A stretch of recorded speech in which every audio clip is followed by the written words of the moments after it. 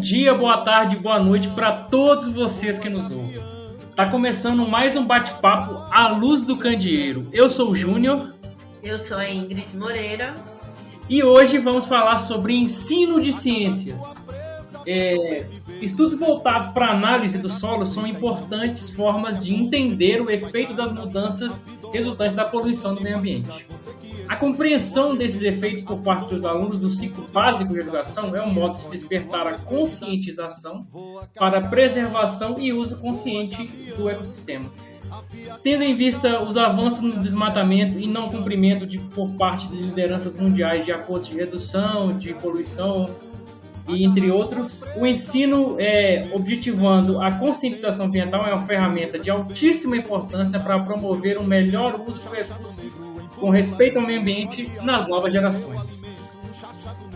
E para nos contar sobre a pesquisa, senta-se à mesa conosco o Williams. O Williams vai falar um pouco sobre a pesquisa de mestrado dele que tratou do ensino de física relacionado ao trabalho com solos.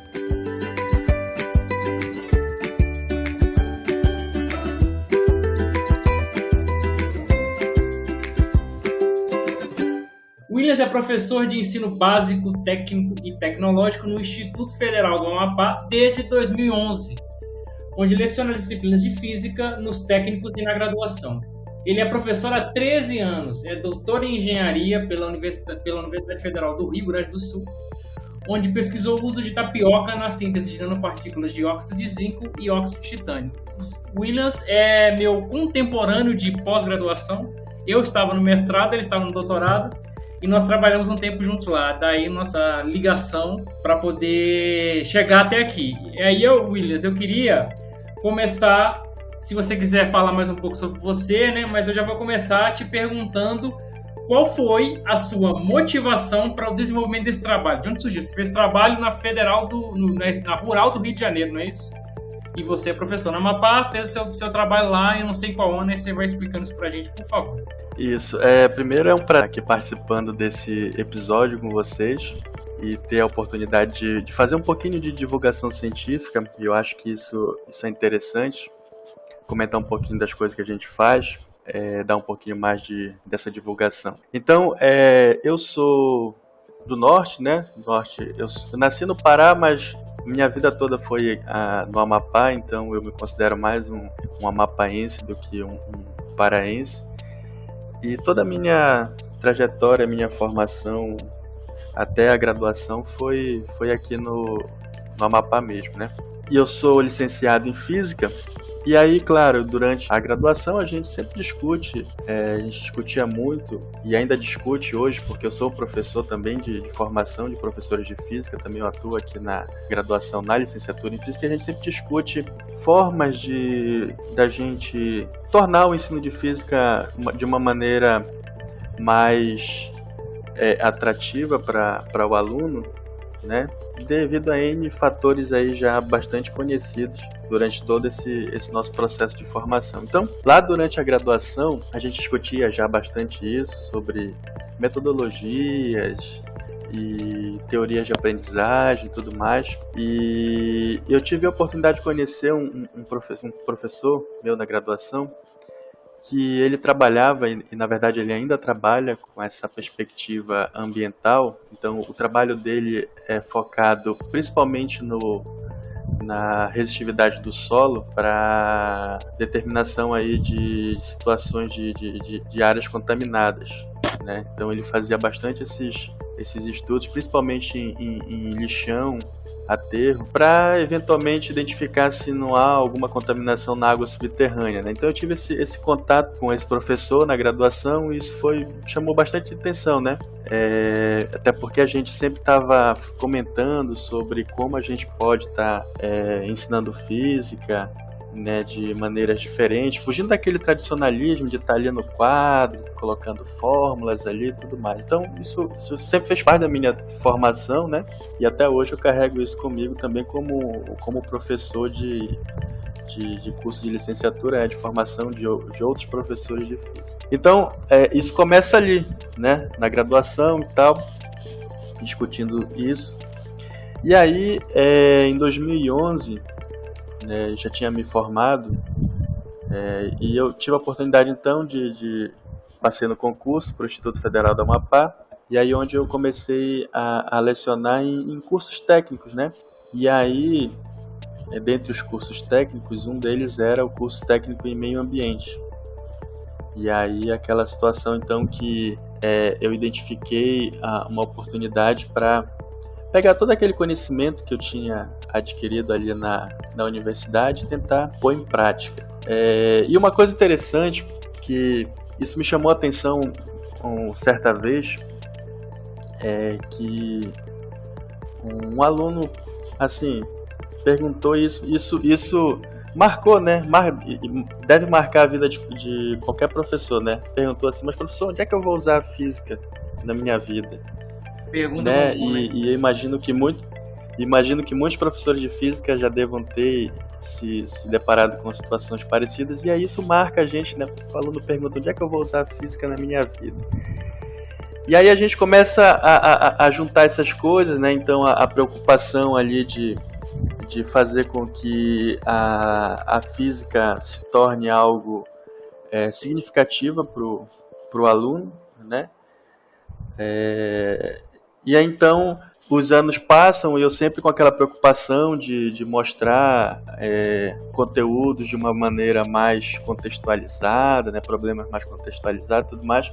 E aí então, em 2014, eu iniciei o mestrado na Rural do Rio de Janeiro. E aí esse mestrado ele foi feito um convênio com o Instituto Federal do Amapá, e aí ali alguns servidores fizeram o processo seletivo, e então eles tiveram a oportunidade ali de iniciar o seu mestrado. Então, o mestrado em Educação Agrícola, lá da Rural do Rio de Janeiro, e aí a gente tinha em determinados momentos a liberação para ir estudar lá, a gente passava uma semana lá estudando e tudo mais, e foi nesse mestrado então que foi a oportunidade perfeita de eu começar a aplicar, transformar isso, na verdade, numa pesquisa de mestrado. A ideia de transformar esse ensino de física mais significativo para o nosso aluno, e aí eu decidi aplicar isso para o curso de meio ambiente, de onde eu já tinha, como eu mencionei ali no... Você já deu aula, né, no técnico?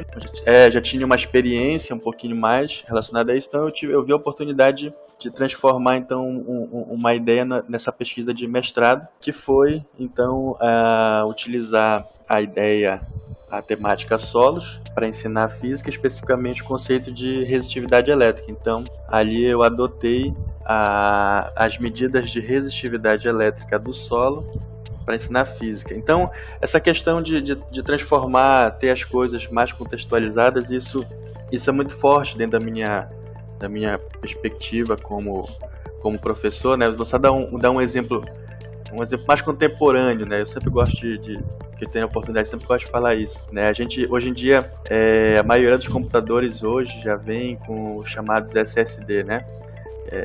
Esses HDs mais modernos, disco sólido. E aí é interessante porque a gente liga o computador e em menos de 1 minuto o computador já está pronto ali para o uso, né? E os nossos alunos, eles, assim, essa tecnologia faz parte do dia a dia deles. Isso está dentro do contexto deles. E aí eu sempre gosto de dar o exemplo, olha, partindo disso, do SSD, uma coisa que está aqui no teu dia a dia, a gente consegue, por exemplo, falar de mecânica quântica. E eu queria saber de você, como que você pensou nesse mestrado baseado na necessidade de ter uma abordagem diferente com seus alunos, certo? Uhum. E eu queria saber de você, para a gente entender, né, quem está ouvindo também, como que é a abordagem comum do professor médio entre aspas, dizendo assim, do comportamento Entendi. deles comum, né? Da abordagem comum dos professores, as dificuldades que se tem com relação, por exemplo, o acesso à informação, ou talvez a vontade do professor, ou talvez a estrutura para que ele faça coisas diferentes e direcione o ensino de uma forma que seja mais interessante para o aluno. É um pouco de cada coisa disso que tu falou, Ju. Na verdade, por exemplo, antes de eu ser professor no Instituto Federal, eu fui professor como contratado no governo do estado aqui. E aí a gente se depara com diversas situações. Carga horária excessiva. Por exemplo, eu tinha 24 aulas na semana. E aí a gente chegava numa sala de aula, tinha um ventilador que mal funcionava, aquela sala lotada com 40 alunos, e assim, é um pouco de cada coisa. E aí o professor acaba que ele não tem tanto estímulo para propor coisas diferentes, e aí acaba ficando naquele, né, no feijão com arroz, vamos dizer assim, eu só vou pegar o exercício do quadro e vou colocar o que está no quadro, encher o quadro de conta e é isso, pronto, né? Então é um pouco disso aí, as dificuldades que a gente encontra enquanto professor, Brasil afora, pode ser por questões de infraestrutura, pode passar por questões até de próprio, né, da própria vontade do professor de sair daquela rotina, pensar um pouco fora da caixa e trazer coisas diferentes, né? Então tem N contextos que acabam, às vezes, culminando para uma abordagem um pouco mais comum, tradicional, né? Que é só aquela de reproduzir o que está no livro e escrever e encher o quadro e pronto. Então, bem isso. Aí eu estava dando um exemplo assim, olha, como é que a gente pode trazer o ensino de uma maneira mais contextualizada. Estava dando o exemplo do SSD. Então a gente pode ensinar, por exemplo, mecânica quântica a partir do SSD. Né? E o funcionamento dele passa por um efeito chamado de tunelamento quântico. E aí quando a gente fala isso, aí os alunos, mecânica quântica, olha só, nunca ia imaginar que eu ia estudar, entender. É claro que não com aquela abordagem matemática toda que a gente vê na graduação, né? Mas pelo menos a essência, o básico daquilo, a gente pode falar de mecânica quântica, dando um exemplo de algo que está aqui no nosso dia a dia, né? Algo que faz parte, tem contato, que a gente tem contato, e isso se torna um pouco mais palpável. Diferente só da gente chegar no quadro, encher de conta, e isso leva a crer a muitos alunos de que acabam confundindo que é a essência da física enquanto ciência com a matemática, né? Muitos alunos não entendem que tem coisas muito distintas aí entre essas duas áreas do conhecimento. Tá? Então, assim, o que me motivou a pensar na proposta de trazer a resistividade elétrica para o curso técnico em meio ambiente foi isso, a minha experiência, minha vivência enquanto estudante de graduação, né?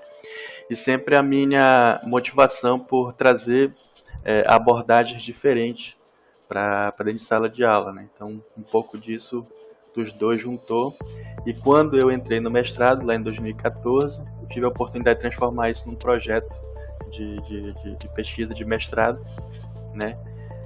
Muito em razão também de que o programa era um programa em educação agrícola, então a gente tinha que trabalhar, de certa forma, na perspectiva da educação profissional. Então todos os nossos projetos, eles tinham que caminhar para dentro da educação profissional. Beleza, Júnior? Não sei se eu consegui te esclarecer para ti, para os demais ouvintes. Ficou claro, sim. Ô Williams, eu queria fazer um salto com você agora do seu mestrado para o doutorado.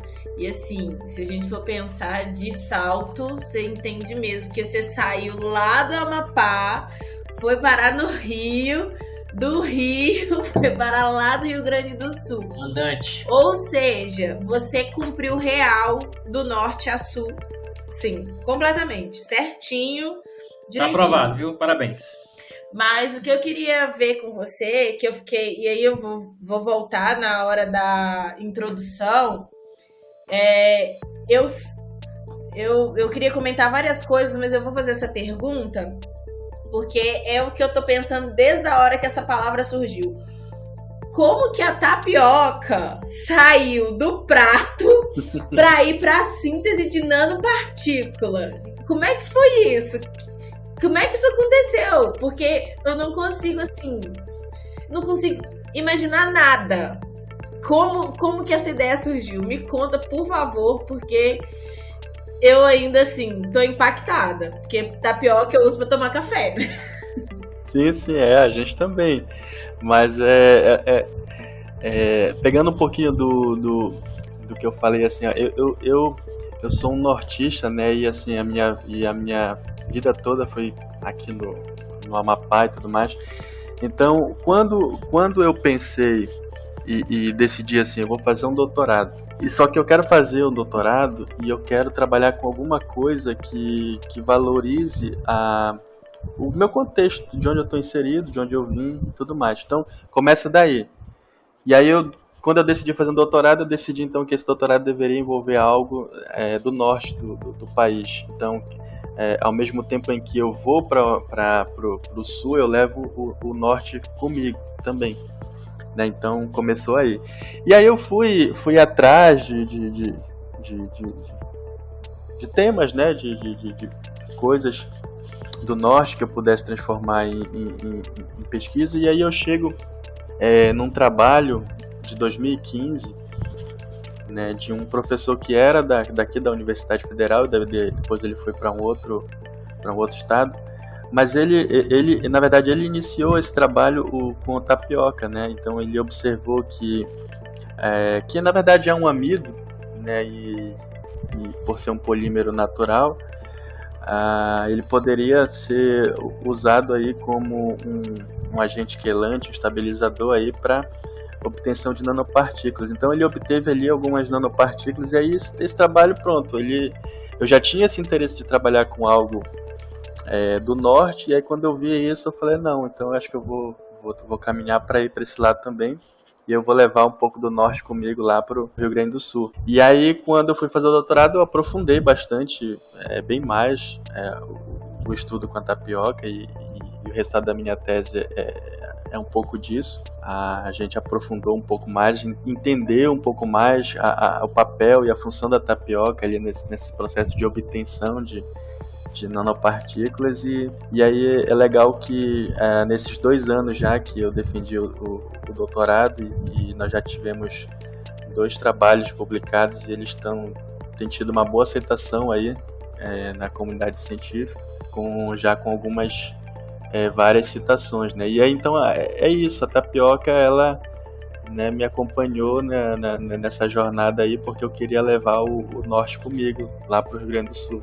Só fazendo um parêntese, uma coisa que eu percebi, eu cheguei a começar um doutorado lá no Federal de Pernambuco, né?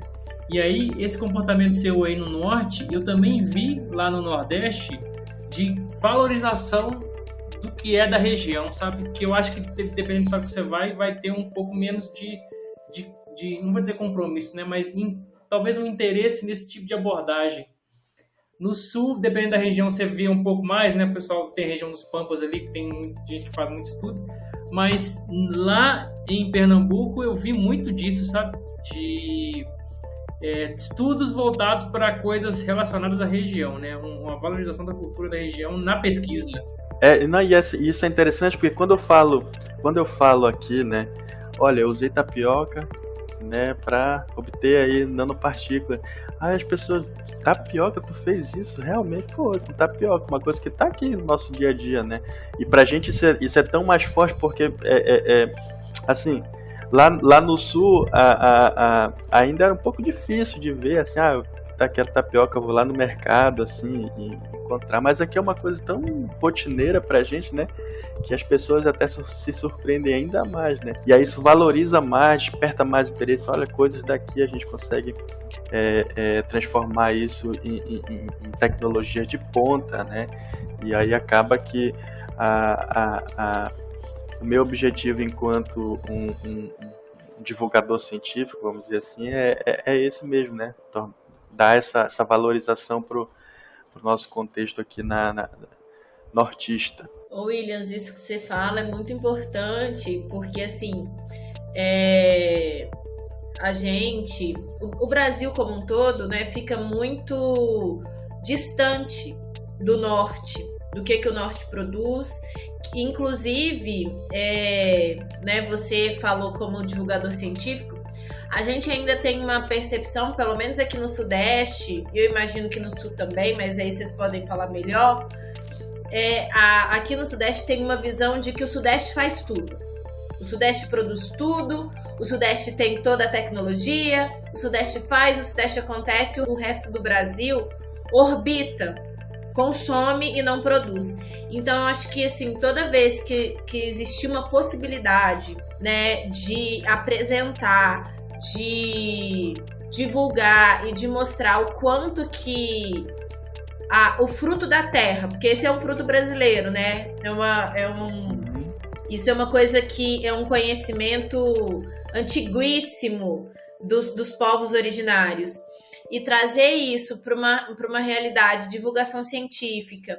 A gente faz até um movimento decolonial mesmo, né? Um movimento de valorização do local, de valorização do que nos pertence, da ciência que é nossa e que, às vezes, fica esquecida, porque a gente está olhando para outros lados, a gente está olhando para outras coisas, para outras formas de fazer ciência e outras formas de trazer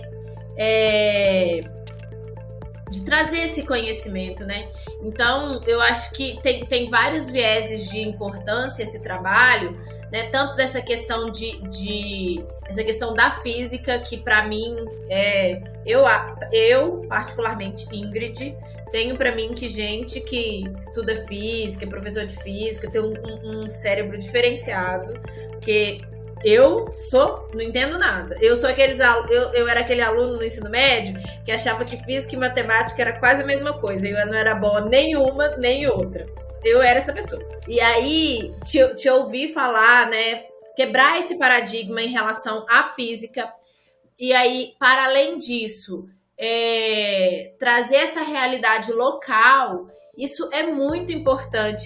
E até quase que uma espécie de uma ousadia, né? Chegar no sul, trazendo o norte tão forte. Então, assim, muito legal, viu? Achei... Eu não tô conseguindo achar a palavra, mas eu achei, assim, sensacional o seu trabalho. Bom... Não, obrigado. Depois desse parênteses aí necessário pra gente esclarecer mais coisas, estavam de curiosidade nossa, né? Eu queria voltar lá no seu trabalho de mestrado. Pronto. Você comentou sobre o motivo de você ter começado esse trabalho, a motivação para ele, a relação com a sua vivência da graduação, e no seu material tem lá a informação de que você utilizou uma aprendizagem significativa para poder fazer o seu estudo, né, de relacionar a resistividade do solo com a poluição. E aí eu queria saber de você, para você dizer para a gente o que é essa aprendizagem significativa e por que você escolheu essa abordagem para a sua pesquisa. A aprendizagem significativa, ela faz parte, né, dentro de um conjunto aí de teorias cognitivas de aprendizagem. E é legal porque nós que somos professores de física e a gente faz parte de um curso de formação de professores, a gente sempre toca, né, nessa tecla, né, porque ela... Não que as outras teorias de aprendizagem ela não possam ser aplicadas no contexto de ensino de física. Na verdade, a aprendizagem significativa ela nasce a partir de algumas dessas aí, né? Então, ela foi proposta por um pesquisador chamado David Ausubel, tá? Em 1985. E aí, qual que é a ideia, de uma maneira mais resumida, né? Qual que é a ideia da aprendizagem significativa? É você aproveitar para o seu aluno, por exemplo, o que ele já tem de conhecimento prévio, então, dentro da estrutura cognitiva dele, o que ele já tem de conhecimento prévio sobre determinada coisa. Então, quando eu falei para vocês ali do SSD, todo mundo praticamente hoje que vê um computador ligando e que enfim, isso é uma coisa que está ao nosso redor, orbitando a gente ali constantemente. Então, praticamente todo mundo sabe o que é um SSD. E aí, quando eu aproveito isso que já tem previamente construído dentro da estrutura cognitiva do meu aluno, ele já sabe o que é um SSD, ele sabe que isso faz o computador ligar ali bem rápido comparado com aqueles outros dispositivos mais antigos. Então ele só não sabe por quê. E aí quando eu falo que isso tem a ver com um fenômeno da mecânica quântica e eu consigo explicar ali esse fenômeno, né? Então isso agora vai fazer parte daquela estrutura cognitiva dele, né? E há grandes chances de que esses significados eles permaneçam, porque eu aproveitei aquilo que já tinha, né, previamente de conhecimento sobre um determinado tema. Então, há grande chance de que isso permaneça. Diferente de eu pegar o assunto e forçar isso de uma maneira completamente desvinculada, e aí é o que Ausubel chama de aprendizagem mecânica. Então, quer dizer, eu posso colocar 20 exercícios no quadro, eles vão resolver os 20 exercícios, mas daqui a pouco a gente pergunta alguma coisa sobre o exercício e ninguém sabe nada do exercício.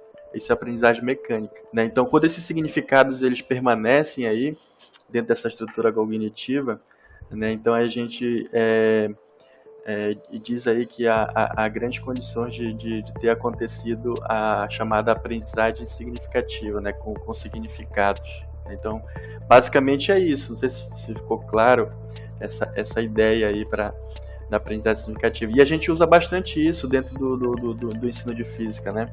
Quando a gente trata de situações mais contextualizadas, e eu sempre gosto de passar isso para os meus alunos, a gente sempre tem que buscar aquele conhecimento prévio que os alunos têm. Celular, por exemplo. Praticamente todo mundo tem celular. Todo mundo, né, mexe, vê ali as funcionalidades do celular. Então, eu consigo explicar ondas, por exemplo, a partir do celular.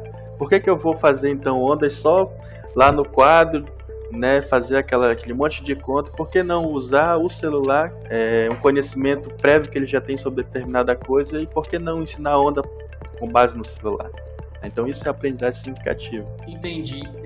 Então, no caso do seu trabalho, qual foi o termo, o significado que você tentou utilizar como referência para você trabalhar na sua pesquisa? Pronto, beleza. E aí é interessante porque dentro do curso técnico em meio ambiente, né, além ali das disciplinas mais básicas ali do ensino médio, né, que a gente chamava de núcleo comum, física, matemática, química, biologia, enfim, história, geografia. Aí os alunos também tinham essa parte mais técnica do curso, né? E ali eles, dentro desse conjunto de disciplinas técnicas, eles tinham uma disciplina chamada de solos. Ou seja, alguma coisa eles já tinham previamente sobre solos. Então, esse foi o meu conhecimento prévio que eu aproveitei. Foi o gatilho, vamos dizer assim, que eu aproveitei para propor uma proposta que pudesse fazer sentido, né, para esses alunos. Onde eu pudesse ensinar, por exemplo, o que é resistividade elétrica. E aí eu fui ensinar resistividade elétrica usando o solo. Então, eu ensinei. Então, nós estudamos ali, através de um experimento, sobre a resistividade elétrica do solo. Então, ao mesmo tempo, aproveitei aquele conhecimento prévio que eles tinham a respeito de solo, de uma maneira genérica, e aproveitei para ensinar o conceito físico de resistividade elétrica usando solo. Só fazer um parêntese, que na verdade tem a ver também com... Eu queria citar aqui, né, um pesquisador brasileiro que por acaso também é lá do Rio Grande do Sul, aposentado da Federal do Rio Grande do Sul. Ele é para os nossos ouvintes aí que tiverem interesse em conhecer mais, entender mais sobre o que é aprendizagem significativa, o Marco Antônio Moreira, ele tem vários textos sobre isso. Então ele é uma das referências brasileiras no assunto, né, de aprendizagem significativa. Então, para quem aí tiver interesse de conhecer mais, se aprofundar mais no assunto, eu recomendo aí as leituras do Marco Antônio Moreira, professor aposentado da Federal do Rio Grande do Sul. A gente vai deixar a sua indicação na descrição do episódio. E aí vai ser legal, porque aí as pessoas que tiverem interesse já aproveitam e já linkam lá. Beleza. E uma pergunta, Williams, que me veio agora aqui. Como que você trabalha isso hoje? Você consegue aplicar a aprendizagem significativa nas suas aulas de hoje? Tem aulas que são mais indicadas? Eu digo agora de modo geral para a física, para a sua experiência como professor. Como é que você trabalha isso hoje? Às vezes você conseguiu mais com umas turmas ou outras turmas, ou isso não faz diferença, você tendo um tema em comum? Por exemplo, o que eu fiquei pensando agora, dependendo do grupo que você está trabalhando, você vai ter que adaptar esse significado, né? Vai ter que usar um significado diferente. Ou vai ter que falar de um jeito diferente sobre aquele mesmo significado? Como é que funciona isso para você hoje? Não, então, assim, ali no trabalho do mestrado tudo foi bem sincronizado, né? Então a gente estava falando de meio ambiente, e aconteceu que tudo é bem sincronizado. Mas, teoricamente, a gente pode trabalhar a aprendizagem significativa em todos os conteúdos, em todos os assuntos. Basta que aí vem agora partindo do professor, de ter essa preocupação, né, em transformar esse conteúdo de maneira que esse conteúdo ele possa ter esses significados para esse aluno, né? Então, teoricamente, a gente pode pegar, olha, eu dei o exemplo do celular, vamos falar de ondas. E aí, assim, para qualquer público eu posso utilizar o conhecimento que eles têm de celular e explicar ondas, explicar campo elétrico, né? Enfim. Então tem até um experimentozinho bem legal, que aí tu pega o celular e aí, para falar de campo elétrico, né, por exemplo, tu pega o celular e cobre ele com papel alumínio. Aí pede para outra pessoa ligar para aquele número, né? Aí vai ver, vai dar fora de área. Aí a gente consegue, né, explicar várias coisas. Então, assim, em tese, a gente pode pegar qualquer conteúdo, né, e se debruçar sobre ele na perspectiva da aprendizagem significativa. E eu uso bastante isso, né? Nas minhas aulas, isso faz parte da minha rotina, né? Então, eu sempre trago os meus exemplos dessa forma, pautado na perspectiva da aprendizagem significativa. Já tô avisando que eu vou fazer esse experimento aqui, tá? Pra ver como é que funciona. Pode falar com você. Já tô ansiosa, mas eu queria falar. Nossa, e agora eu tô pensando que não só fazer experimentos, dá várias pegadinhas. Não quiser atender, né? Vou falar aqui em off, né? Não quiser atender o orientador, coloca o celular dentro dele, fala diário, sei o que e tal. Joga essa aí, viu, galera? Mas, Williams, eu queria te fazer uma pergunta, né? Que você tá falando assim, bem dos seus alunos. O Júnior já fez uma pergunta, né? Se tem essa diferença. Eu queria saber de você, porque eu já dei aula também, no ensino fundamental, no ensino técnico e no ensino superior. E as turmas eram diferentes. E quando eu dei aula no ensino técnico, eu não dava aula no ensino médio. Então, assim, era uma turma bem heterogênea, mas eu vi que essa turma tinha características, né, que são de todas as turmas. E aí eu queria saber se o fato de você ter aplicado resistividade elétrica do solo, é isso? Isso aí. Acertei! De resistividade elétrica do solo, ter sido feito numa turma de alunos do curso técnico, faz diferença se fosse, por exemplo, de alunos só do ensino médio. Como é que é isso? Como é que você vê essa diferença? Ela seria diferente de fato, porque quando eu trabalhei ali com os alunos do meio ambiente, né, então tinha todo esse contexto forte por trás de como a física está ali e ajuda na área ambiental e tudo mais. Para uma turma, por exemplo, de alunos do ensino médio regular, né, desvinculada ali com o curso técnico, daria para aplicar? Daria também. Só que daí o foco não necessariamente seria essa até numa perspectiva de atuação profissional também, né? Acho que o meu trabalho ele traz um pouco disso lá do mestrado. Eu até menciono isso ali em alguns momentos na aplicação, porque esse experimento que a gente fez ali em escala de laboratório, o que acontece? Eu peguei um experimento que é feito em escala de trabalho ali, de atuação, de pesquisa, né, de quem está nessa área ambiental, e eu reproduzi isso num experimento didático, né? Então nós fizemos ali simulações em nível de laboratório de uma atuação profissional, de um profissional da área ambiental. Então, para eles fez muito mais sentido do que, por exemplo, para uma turma de ensino médio regular, onde, por exemplo, esse foco não faria sentido. No entanto, para uma turma de ensino médio regular, faria mais sentido trazer a questão experimental em si, né? Do próprio experimento, e falar que isso está vinculado, né, obviamente, com situações reais, onde pesquisadores vão lá e investigam a determinada porção de solo, tentam entender se naquela região a água subterrânea está ou não contaminada, porque isso tem diversos desdobramentos. Se a água subterrânea está contaminada e as pessoas daquele entorno que dependem dessa água subterrânea, seja através dos seus poços aí, que dependem dessa água, né, para seu dia a dia, né? Então, o foco para uma turma de ensino médio regular já seria certamente outro. Seria mais a questão experimental em si, né?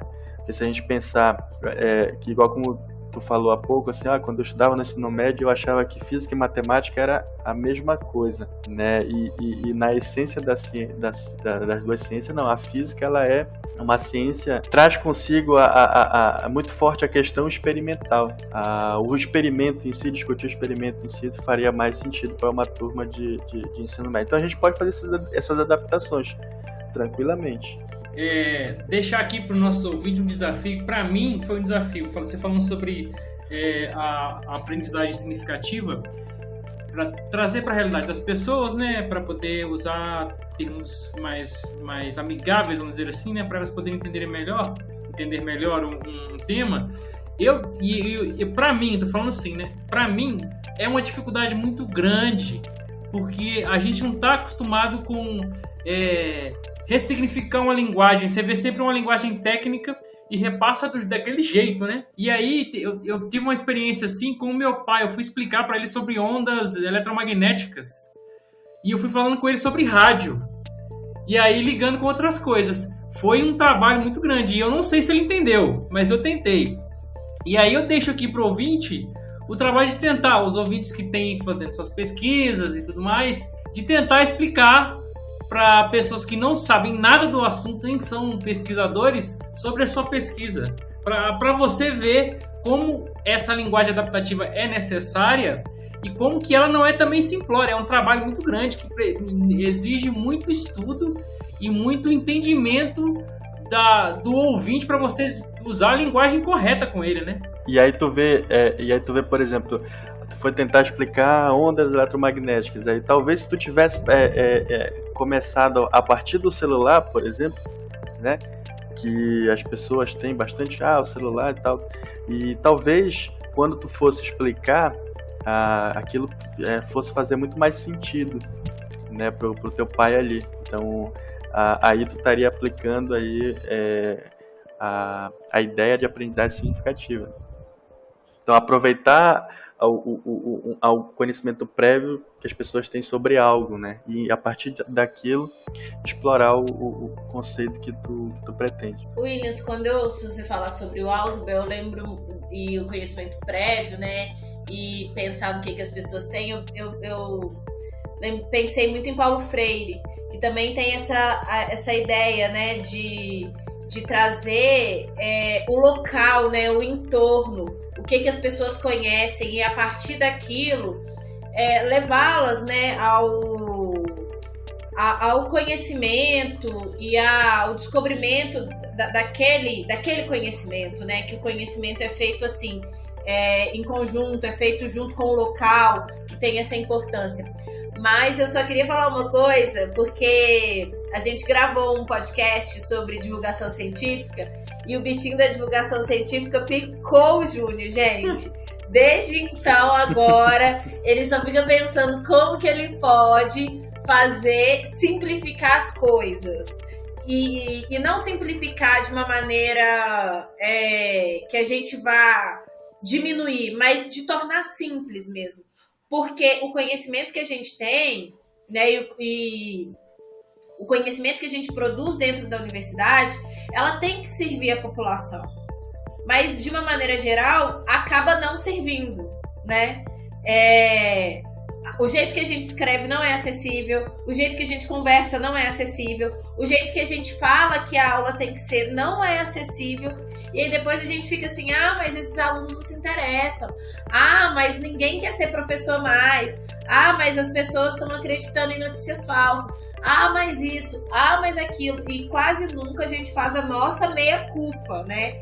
De quanto que a gente é responsável por essa realidade. Claro que a gente tem outras tantas realidades, né? Claro. Você até trouxe no começo, que é uma coisa que eu concordo muito, sobre essa relação que o professor tem com o trabalho, que é um trabalho precarizado, é precarizado financeiramente, socialmente, uma carga horária excessiva, coisas que as pessoas não entendem.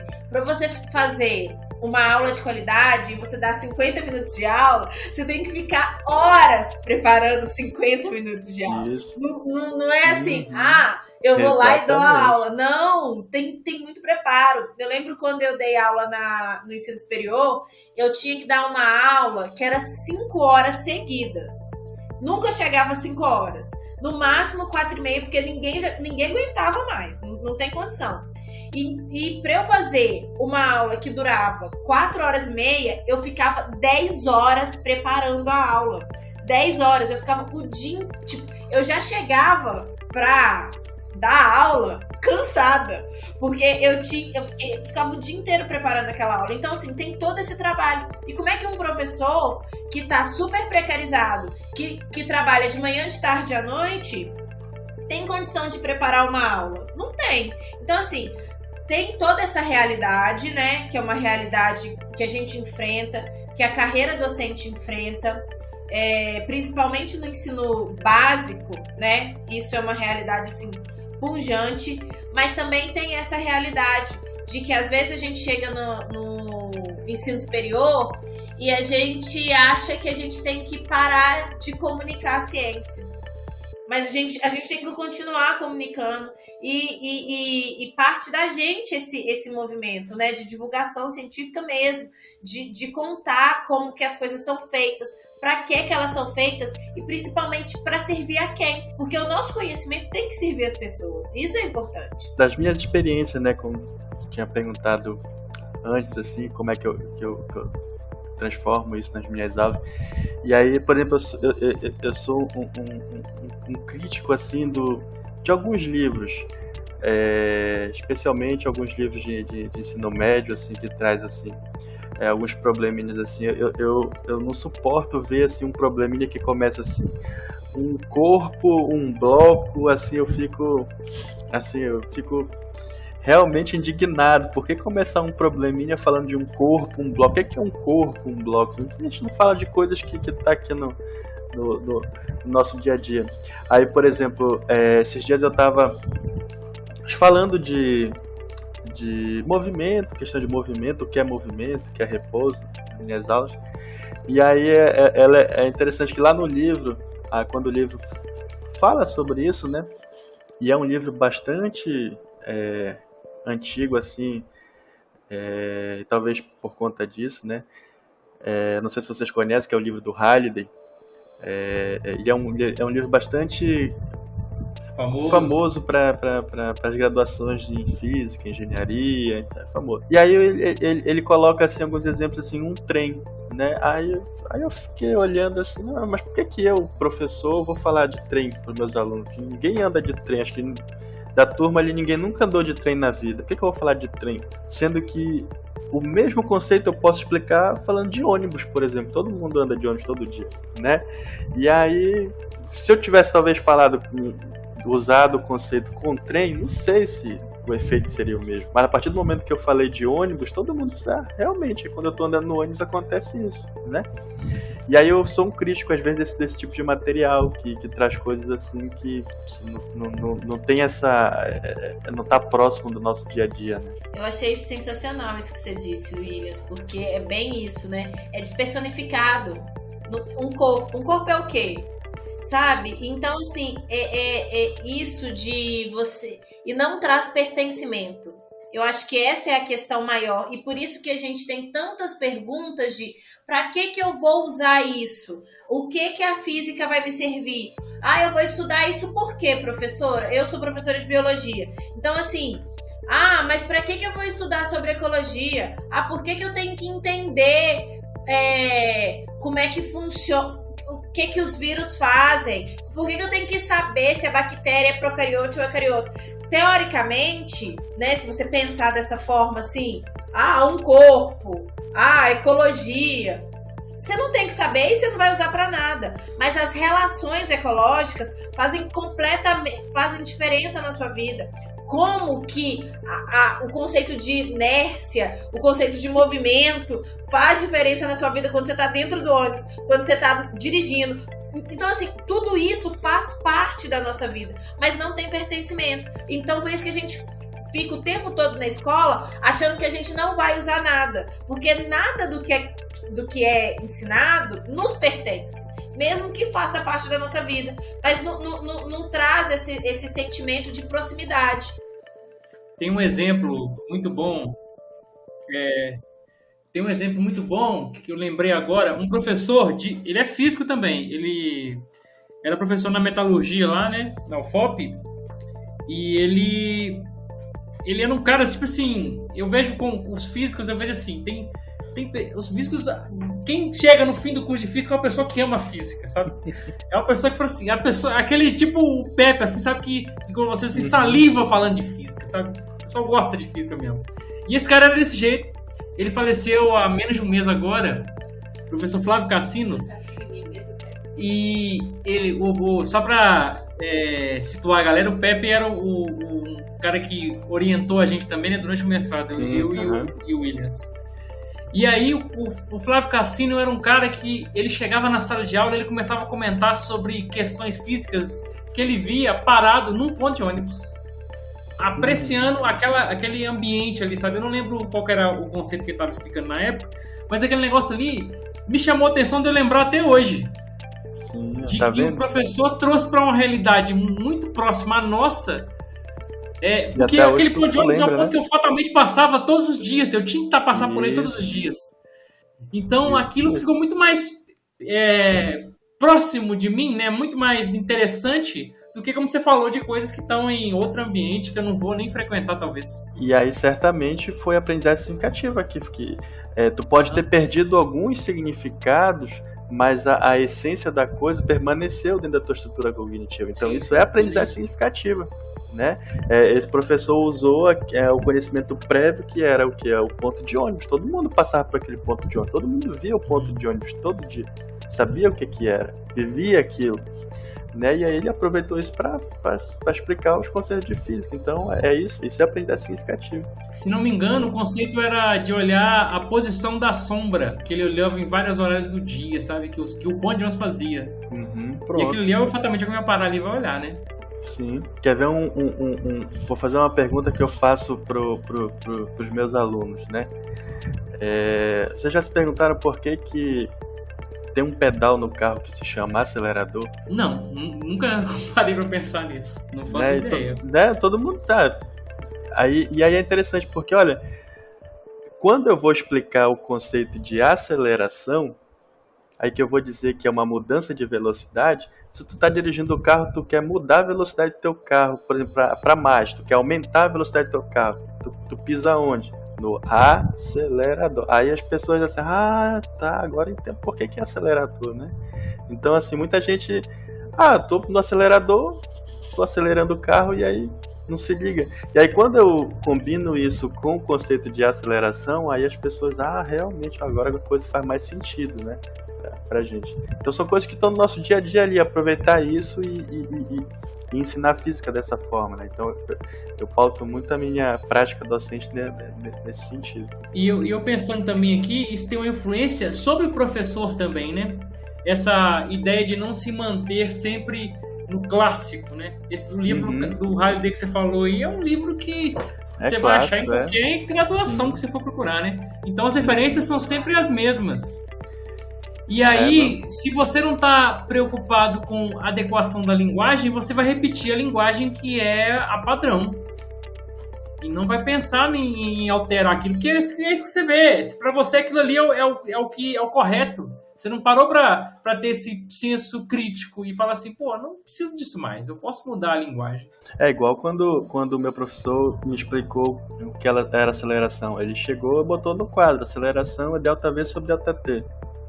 Aí a gente assumiu aquilo como verdade, né? Mas aí, pô, se tivesse chegado e falado assim, ó, vamos falar do acelerador, que todo mundo que anda de carro sabe que... E aí talvez aquilo tivesse sido compreendido de uma maneira mais rápida, tivesse fluído melhor para mim lá naquela época. Então é dessa forma que eu tento fazer com que, quando eu tô ensinando alguns conceitos de física, eu tento fazer isso fluir de uma maneira melhor, né?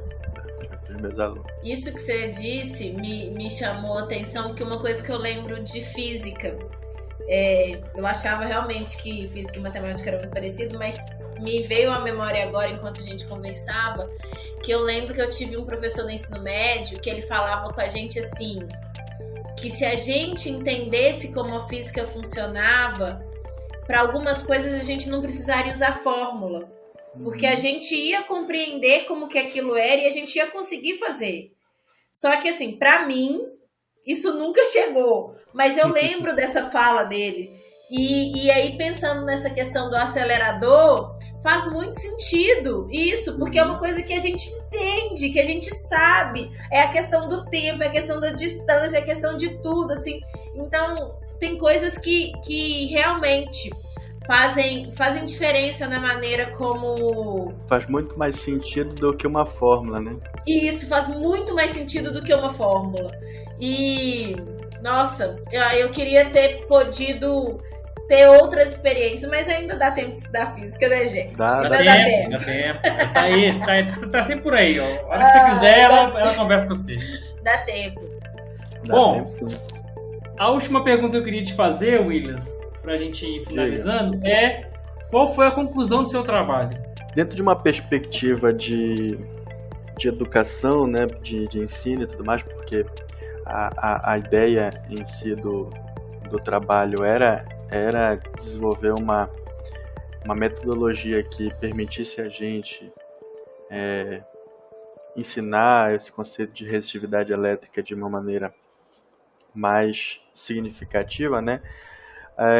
Deu para concluir que isso fez sentido para os alunos, eles conseguiram deu para notar alguns indícios de...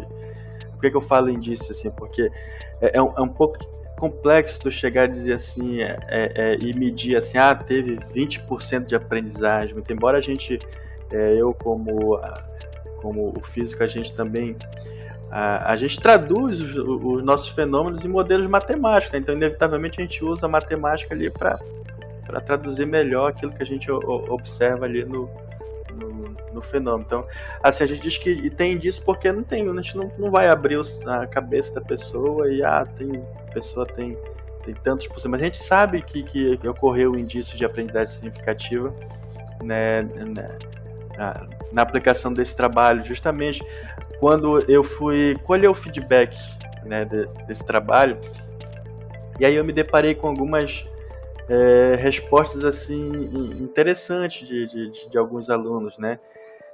Então, por exemplo, um aluno disse assim: quando um assunto de uma matéria é explicada com exemplos de outra, a absorção do conhecimento torna-se maior. Então ele falou assim de que absorveu o conhecimento, né, não querendo dizer que os alunos são esponjas para absorver, mas assim, o que ele quis dizer é que ele conseguiu entender muito bem a ideia que eu quis passar na física quando eu casei isso lá com a outra disciplina, que eles achavam que não tinha nada a ver solo com física. O que tem a ver solo com física? Não tinha nada a ver, eles pensavam isso.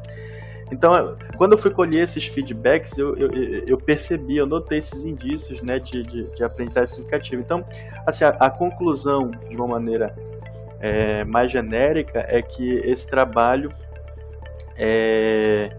me permitiu, me proporcionou um sentimento de que o caminho é esse, né? Acho que a gente tem que ir por aí, porque dessa maneira a gente consegue aproximar mais a física dos nossos alunos. Então, aquilo que eu já tinha, toda aquela concepção, aquele embasamento teórico, a aplicação disso numa pesquisa de mestrado me permitiu ter um pouco mais de certeza de que esse é o caminho. Né? Dessa maneira a gente consegue ter um ensino de física melhor, né? Para os nossos alunos. Legal, Williams. Então, vamos chegando ao fim do nosso episódio. Eu queria agradecer a quem ficou aqui até o fim, dizer para vocês também que nossos episódios estão nas plataformas digitais, Spotify, Deezer, Amazon, pode procurar lá. No Instagram também, tem lá, vão lá e comentem, curtam, compartilhem o nosso episódio para quem quiser saber mais um pouco sobre a relação entre resistividade elétrica e poluição no ensino de física. E agradecer ao Williams por ter participado com a gente aqui. Muito obrigado por você ter vindo, aceito o nosso convite. Estamos muito satisfeitos, muito felizes por você ter vindo aqui e passar um pouco da sua informação, do seu aprendizado para a gente. E é isso. Se quiser deixar mais um recado, fique à vontade. Eu que agradeço aí o convite, né? É sempre bom a gente falar sobre as nossas experiências e, quem sabe, inspirar outras pessoas, né? Eu acho que o nosso papel enquanto professor também é esse. E aí, de repente, algum ouvinte aí se inspira, eu vou fazer um trabalho também seguindo esse raciocínio, e eu acho que é por aí que a gente caminha na educação, inspirando outras pessoas, assim como em algum momento lá atrás alguém me inspirou e eu tento inspirar outras pessoas também. Eu queria também agradecer o Williams, agradecer também os ouvintes e lembrar todo mundo que a nossa discussão continua lá no nosso grupo do Telegram. Então, se você gostou desse episódio, se alguma ideia emergiu na sua cabeça, se você quer compartilhar algo, põe lá no nosso grupo do Telegram, que a gente vai conversar mais, vai aproveitar para deixar também, além de deixar as indicações no episódio, né, na descrição do episódio, a gente também vai levar lá pro Telegram. E se tiver alguma pergunta, quem sabe a gente não passa pro Williams e ele ainda responde depois para vocês, viu? Pode deixar. Então, aproveitem. É isso aí, pessoal. Só avisando aí, hein, que eu estou no planejamento, como o Ingrid falou aí, de fazer a divulgação científica da tese. Quem quiser me dar uma dica aí, fique à vontade. A Cíntia também vai ficar de coach pra gente aí, que a Cíntia que participou do último episódio. E vamos ver o que dá isso aí, tá? Muito obrigado e boa noite. Tchau. Tchau.